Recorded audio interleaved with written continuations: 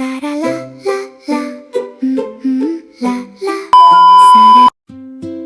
thought today would be simple. Just a family trip, just a mountain, just a cable car.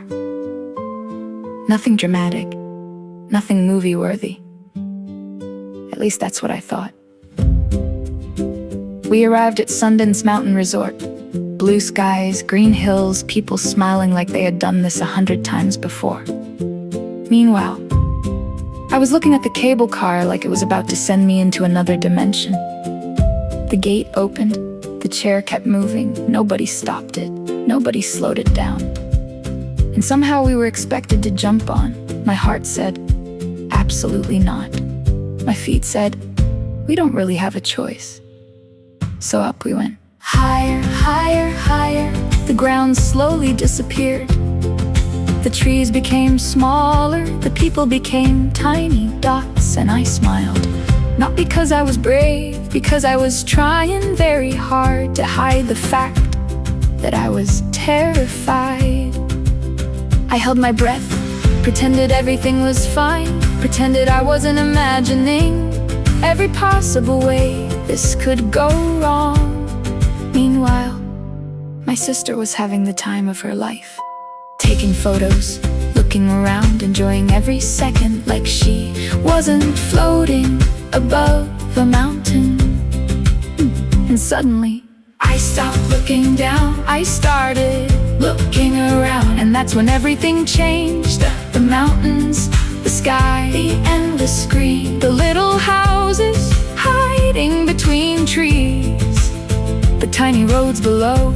It looked like somebody had painted the world. And for a second, I forgot to be scared. When we finally reached the top, it felt like stepping into heaven. Not the dramatic kind, the peaceful kind, the kind that makes you stand still and simply stare. Every direction looked unreal, every corner looked like a postcard, every photo looked fake, but it wasn't.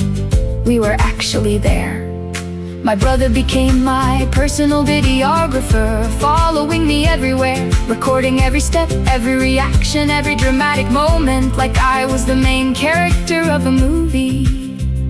And every few minutes, he would randomly stop and flex his jawline for absolutely no reason, just making sure everybody knew he had won. I became my sister's photographer, my sister became my photographer, my brother became everyone's photographer, and somehow half the trip was just us, taking photos of each other. We laughed, we walked, we explored, we stood there looking at mountains that had probably been standing there long before us, and will still be standing there long after us. Then eventually, it was time to go back down. The same cable car, the same moving chair, the same terrifying ride, but something was different. I wasn't looking at my feet anymore. I was looking at the view, the mountains, the valleys, the sky. Everything felt calmer, like fear had finally gotten tired and gone home. And then the sky changed. 1 drop, 2 drops, 3 drops, then suddenly rain. Not cute movie rain, not romantic rain, not tiny rain, the kind of rain that attacks you personally. Huge drops, cold drops everywhere.